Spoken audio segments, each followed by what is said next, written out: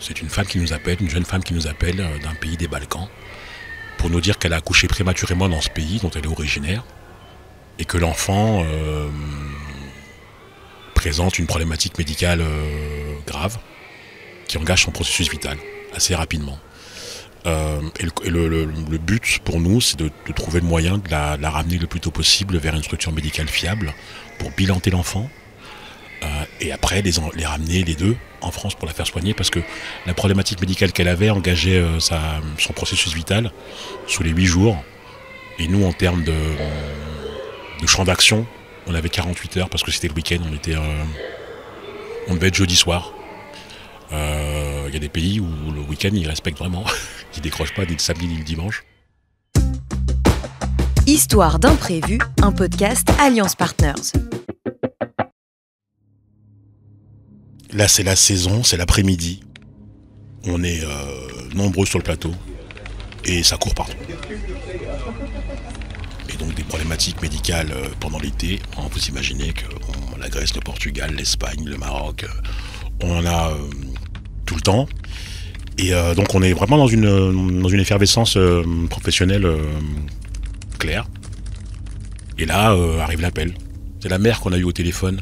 Nous on est pareil, comme je le disais tout à l'heure, on est des messieurs d'un certain âge, on a un petit peu de bouteille, on sait ce que c'est qu'une femme qui vient d'accoucher. Et on l'a au téléphone. C'est pas normal. Et là, elle est faible, elle est inquiète. Elle nous explique la situation. Heure de l'appel, 15h. La situation du bénéficiaire, c'est un nouveau-né qui est né prématurément et qui a des problèmes médicaux qui engagent son processus vital. Solution envisagée, rapatriement dès que possible sur une structure médicale fiable, proche de l'endroit où elle est.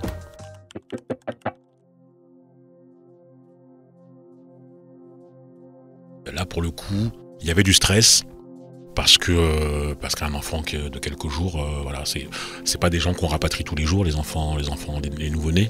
Donc il y avait un peu de stress, mais un stress positif. On n'a pas pleuré, mais on s'est dit voilà, faut qu'on trouve la solution rapidement.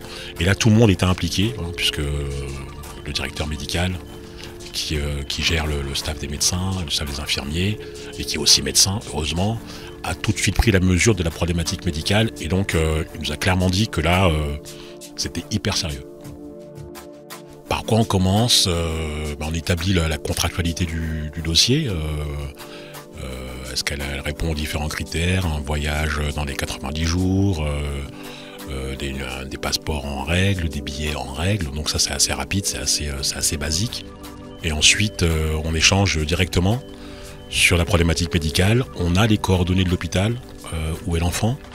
Donc nos médecins appellent l'hôpital et au bout d'une heure, on a compris que voilà, c'était urgent, il fallait qu'on intervienne. Donc c'est assez rapide. C'est assez précis, c'est clair en fait. La mission est claire en fait. Elle est compliquée, mais elle est claire.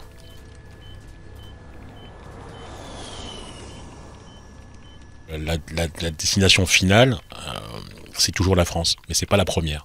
Et là, en l'occurrence, on voulait la sortir des Balkans, la bilanter en Italie, et de là, la ramener en France. Donc il faut aller la chercher dans les Balkans, la ramener en Italie, et pour ça, on fait un vol sanitaire. Un vol sanitaire, c'est des prestataires qu'on a chez nous, qui ont des ambulances médicalisées, ambulances volantes, donc un avion privé type Learjet, etc., qui est un hôpital volant en fait en quelque sorte, avec donc les équipements et les personnels.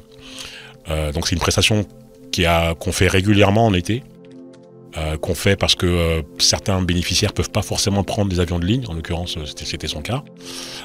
Et l'avantage qu'on a, c'est que là il n'y a pas de timing. On n'attend pas que la compagnie, que le vol soit. On peut demander ce qu'on appelle une EVASAN assez rapidement. C'est le prestataire qui nous donne son timing et c'est assez rapide. Mais pour ça, fallait remplir des obligations légales que sont les papiers d'identité.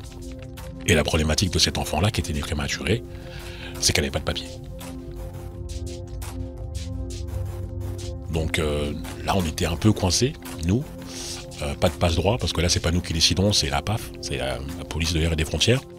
Donc on demande à la mère tout en sachant qu'elle n'était pas forcément au top de sa forme, de voir avec l'ambassade du pays où elle était pour délivrer les papiers à la petite assez rapidement. Parce que sinon, on ne pouvait pas la faire voyager. Et là, ça aurait été un problème. Donc là, la mère courage, vraiment la mère courage, elle se démène tant qu'elle peut. Elle arrive à obtenir des papiers pour sa fille. Une fois qu'on a les papiers, on fait les Vassan. Et les Vassan, on la ramène en Europe, enfin en Europe continentale, on va dire. Et c'est beaucoup plus simple. Elle est bilantée. Quand je parle d'Evassan, c'est un petit peu notre jargon à nous. C'est une évacuation sanitaire. Donc c'est un vol médicalisé qui récupère des bénéficiaires assez lourdement blessés pour les emmener d'un point A, à savoir un hôpital, vers un point B, à savoir un autre hôpital. Il n'y a pas de notion d'aéroport, il n'y a pas de notion... C'est vraiment hôpital. Et ensuite, on la ramène en France, elle est soignée, et au final, elle s'en sort, la petite en tout cas, elle s'en sort très très bien. Mais c'est vrai que là, il y avait un vrai stress, parce que processus vital engagé, enfin processus vital en tout cas notable, on va dire, et puis problématique des papiers.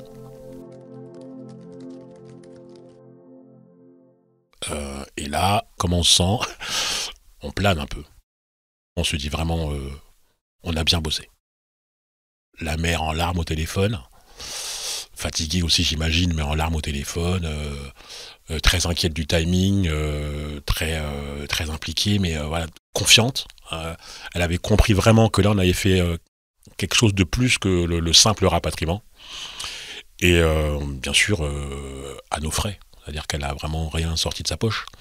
Donc là, on a vraiment débrouillé une situation complexe. Donc oui, on était tous contents. Et puis en plus, le directeur médical dont je parlais tout à l'heure a suivi personnellement le cas, puisqu'il était aux premières loges lors de la réception de l'appel. Et lui a suivi le cas après en France. Et après, nous a confirmé et nous a rassuré sur le fait que la petite était sauvée, quoi. Et ça fait vraiment plaisir. C'était Histoire d'imprévu, un podcast Alliance Partners.